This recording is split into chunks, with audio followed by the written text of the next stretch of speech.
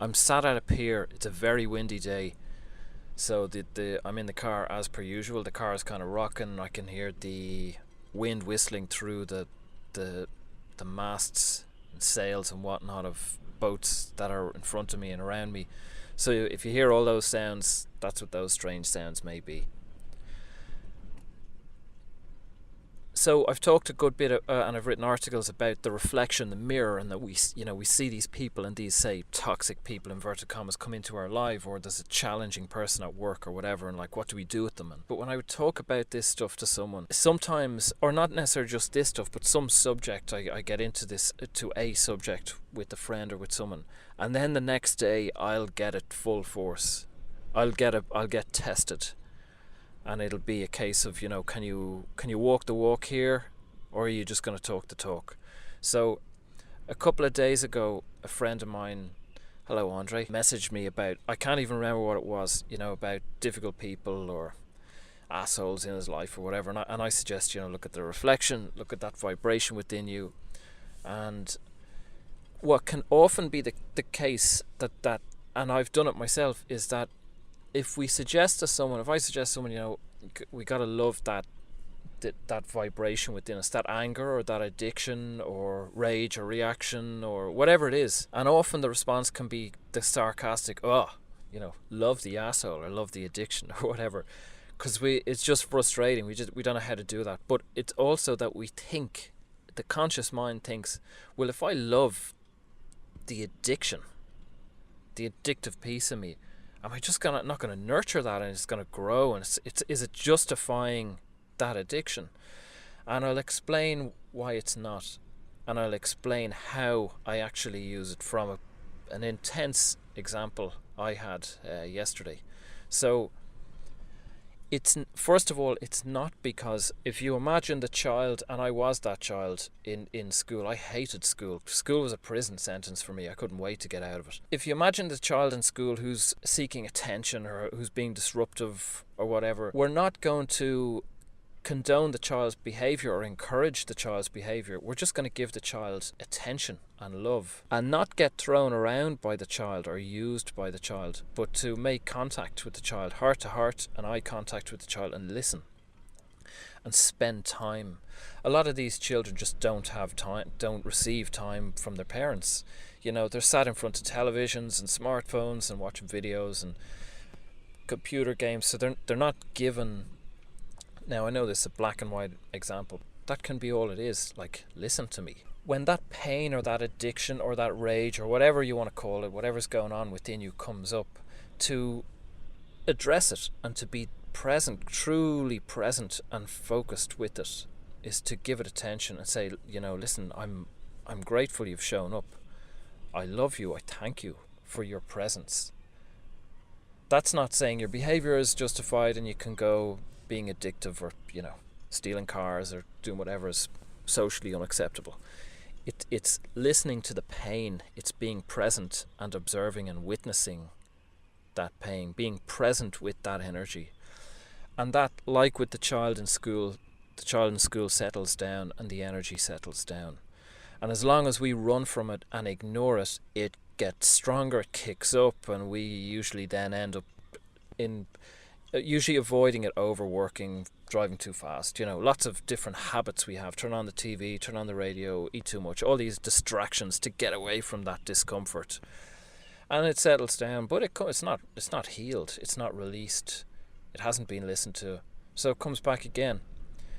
We can all see these patterns of behavior, that you're working in a job with someone who's really challenging you, and we move jobs, and there's someone else in the new job, there's someone else who's bringing up that same feeling. Now, they could be a totally different person, they could be doing totally different things, they might not even be in the job, they could be in a relationship, it could be a neighbor, but they're triggering that exact same or very similar vibration or feeling within you.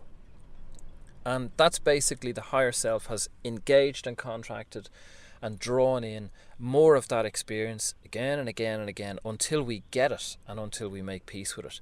So what do I do?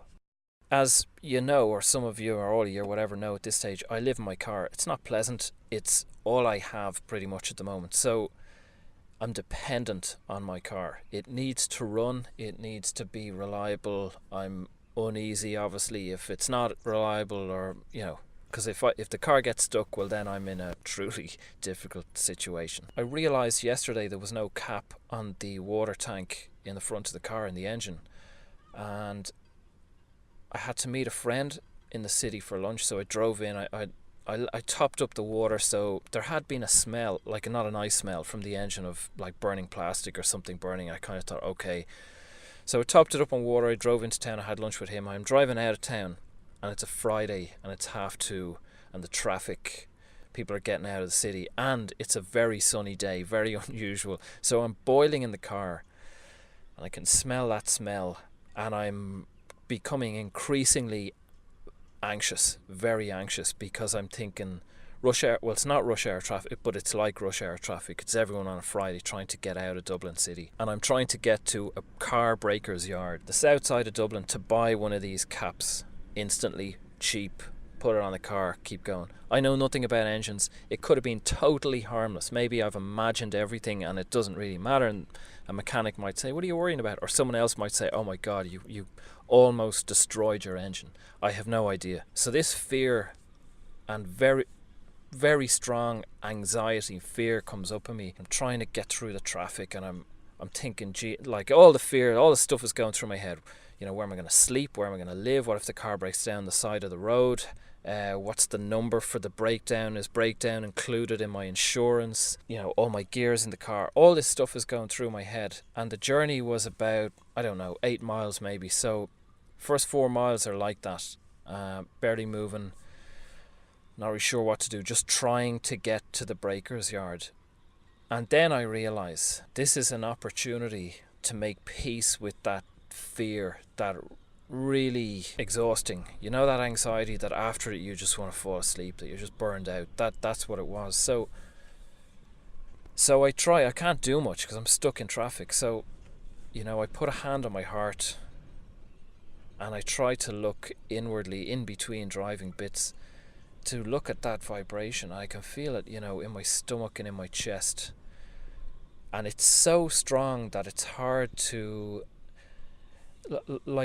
when this feeling comes up in any of us. So I don't just mean, obviously, in my case, in this anxiety. When you're with someone at work and they've triggered your anger, and we're distracted by, as I say, we're hypnotized by the third dimension. So my conscious mind wants to look at the car. How am I going to get the car through the traffic? Oh my god, oh my god, oh my god. The conscious mind wants to stay there. But the trick, which is not easy, is to abandon that. I'm doing what I can. I can't do any more. Abandon that and look within, and look at the physical, if I can find it in the physical body. Look within to the chest, the solar plexus, the stomach, and look at that vibration, and just try and connect with it, observe it, and thank it. Thank the higher self. Thank you for showing me this vibration. And I would describe it as a piece of me. It's a piece of my soul. From a higher perspective, a higher self perspective, I chose to truly experience this fear or anxiety, and God knows what it has been through previous lifetimes or this lifetimes of being bullied or under pressure or challenged or harassed or abused or whatever it is. And this piece truly experiences that, and then it comes back to me. So I'm sitting in traffic, and it's been triggered, it's been awakened by the potentially overheating engine of the car. So the potentially overheating engine of the car is just a gift. It's just the catalyst to show me this piece of my soul, this vibration within me. It's not related to the engine. To fix the engine doesn't solve the vibration of anxiety within me. It doesn't solve it. It goes away, the vibration goes away, but it's not been resolved. Put a hand on my heart, and eyes open or eyes closed, I look and try and see that vibration, try and identify that vibration in my body. Give thanks to my higher self, and thank the vibration. Thank this piece of me for showing up, for revealing itself to me. I'm grateful. Thank you. I love you, you're welcome, welcome back. And basically just repeat all that. Repeat, thank you, I love you, thank you, I love you, I'm grateful you're back. And try to connect and make peace, calm down that anxiety, release that pain and that anxiety, and let it settle. Now, the greatest challenge in this is that the mind is screaming to not do this. The mind is screaming to stay present in the chaos, in the anxiety, in the potentially overheating car, in the third dimension, in the traffic around. What are other people going to think? Am I going to break down? Do I have a number for the breakdown people? Am I going to hold up all the traffic? You know, where am I going to sleep? All that stuff. So it's spitting out all that stuff. So you can't do both. That's the problem. That's the challenge. And we want to stay in the chaos and the anxiety, because we think that by staying in it we're managing it and we're going to resolve it, but we're not. I'm in traffic, there's nothing you can do, you just keep going. So you could keep going through traffic being totally calm, or you can keep going through traffic having a heart attack. You know, to having a heart attack is kind of pointless. You know, whatever's going to happen is going to happen. And most likely with a calmer energy, most likely we're going to create and manifest a more pleasant outcome than being all frazzled and anxious and tense. So that's what I did for the final 4 miles back. And as I continued that, things did settle. I have in the past at times I've had perfect resolutions with these kind of things, that by really holding focused and really getting on top of it and nurturing, that the energy would release and things would just settle completely. And usually there is a moment at the end of that of, aha, there's an understanding and awareness of like, okay, as we're thrown more challenging, like if you're diagnosed with cancer, if you're, you know, if you lose your job and your mortgage is just about you, if you're living in your car and your car's about to break down, if it's something big enough for you that triggers some huge anxiety or grief or rage or whatever it is, they take a bit of work to get over or to conquer, you know. So that's what I do. And I don't do that every day, and I don't always remember to do that. I would have days where I forget about it, and that, you know, I go through the motions, and sometimes it's these really outrageous situations, the big ones, that it's really a red flag. It's like, I have to do something here. I have to make peace with this because it's just too much. It's too challenging. So on the day-to-day, you know, and you get cut off in traffic, or you run out of money, or, you know, you stub your toe, or the little things, they require the attention too. But it's for me, it's harder to remember those because they're subtle and they come and go, and they might last a few minutes and you don't really think of them. But the big ones we do. But what I have noticed over time is that by making peace with the big ones, they're gone. They don't come back. I have less of those peaks and troughs. I have less bang, outrage, rage, terror, anxiety. Yesterday was unusual. It's been quite a while since I've had it to that degree. Months, good few months. So as those experiences tone down and they're released, obviously consciousness settles, and on the smaller outrages or fear or anxiety, and it's up to me to remain conscious for them or ignore them, and they'll continue and continue. And I might get to a point where I go, okay, I'm ready now to deal with these smaller but still fragments or pieces that do require healing and peace and release. And as all these settle down, we're coming back to that whole, WHOLE. So society likes to embrace the things that we like, that we deem acceptable and nice and cuddly. And the spirituality world especially as well is guilty of this, that, you know, we like to embrace the nice yoga mat and the nice Facebook posts and all the cuddly things, and then the candles burning and how lovely, namaste, love and light and all this stuff. If you're listening to this, and if you've listened this far in the video, and there are people around me and who work with me and I work with them, and I think we understand this, that we're now, some of us are on a path of really making peace with our shadow, our darker side. Really engage our power in this. It's about, I suppose, owning, for me, owning who I am. owning that anxiety, that's a part of me. The addict, that's a part of me. The rage, the killer, all the nasty stuff from this or previous lives. I didn't kill anyone in this life that I know of. It's about saying that, okay, it's okay. This is a part of me. This, like it or not, this vibration acts up and is within me, and it wants attention. So if the person in traffic cuts me off, or someone says something or gives me a inverted commas dirty look, and I feel something, the something is within me.